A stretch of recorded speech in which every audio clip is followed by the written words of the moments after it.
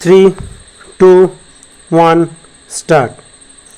On behalf of the Government of India, I extend a very cordial welcome to the Chief Ministers and other representatives from the state and union territories who made it convenient to attend this important meeting at short notice.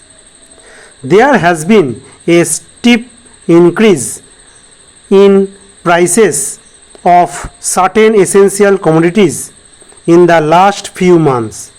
This has affected all sections of society, but particularly the poor and middle class families. At the outset, I would like to state that this conference expresses its empathy and concern for the people who have suffered hardships because of this problem. The problem of price rise in India cannot be isolated from the problems in agriculture, markets, consumer markets, and the administration. It is a problem that simultaneously affects both the housewife and the farmer. Whenever there is a steep price rise, it makes a hole in the expenditure budget of the consumer family and the income expectations of the producer family. Rising prices is a national problem. It needs to be tackled by both the center and the state government separately as well as jointly. While an objective analysis of the problem is no doubt necessary for its proper comprehension and resolution, politicization of the issue should be avoided. Stop. The spirit of cooperation and sharing of responsibility along can help us evolve effective long-term, medium-term, and immediate strategies to stabilize and reduce price of essential commodities. I am sure we will conduct the proceedings of this conference in this constructive spirit. My government has accorded the highest priority to ensuring adequate supplies of essential commodities as well as keeping their prices within reasonable limits. Towards this end, a series of meetings has been held.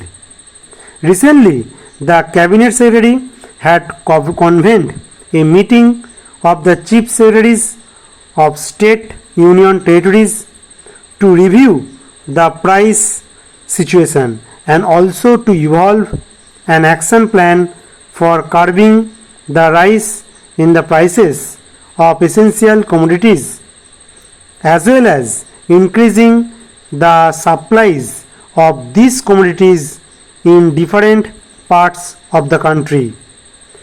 The plan has already been sent to you for further action. I am sure that the state government and union territory administrations have come prepared to discuss the implementation of the plan. The main reason for the recent spurt in prices was the weather. On account of low unit price of the agriculture products, even a small shortfall in supplies causes large price fluctuations, and the market in structure responds to this reality in a manner detrimental to the consumer's interest. I would not like to substantiate this point since the agenda papers circulated to you do precisely that with the help of figures about the shortfalls in demand and supply of a few selected essential commodities. What needs to be noted, however, is that there have been large regional variations in the price rise. The onion prices in Delhi and some other cities registered much sharper increases than cities in the south. I must dwell here briefly on onion prices, the unprecedented weather conditions leading to sharp supply shortages in the region for shortage on onions. Arrivals of fresh supplies was also greatly delayed by the continued spell of unpredictable weather. It could have made a difference if the decision to place onion under the open general license with zero impact duty, coupled with arrangements for speedy imports, had been taken somewhat earlier. The prices of other essential commodities like rice, wheat, sugar, tea, and salt have shown a normal trend. In view of the comfortable stock position of the commodities, their prices are expected to rule easy in the coming months. As a precaution, however, the government has decided to release 40 lakh tons of wheat to the state government for open sale at the rates fixed separately for different zones in the country. Several state governments have intervened in the market to ease the price situation. Market intervention operations, however, have their limitations, with which all of us are all too familiar. They must be restored to only if the need is urgent and acute. When well managed, they do produce desired results and bring some relief to hurried consumers. However, neither the center nor the state governments can bear the financial and administrative cost to sustain them for too long and for a range of commodities. We should therefore shift out focus to such medium term and long term strategies as would better manage prices of essential commodities.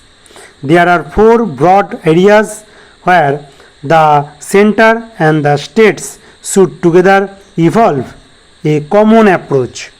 They are production, supply distribution, and export import management of agricultural produce.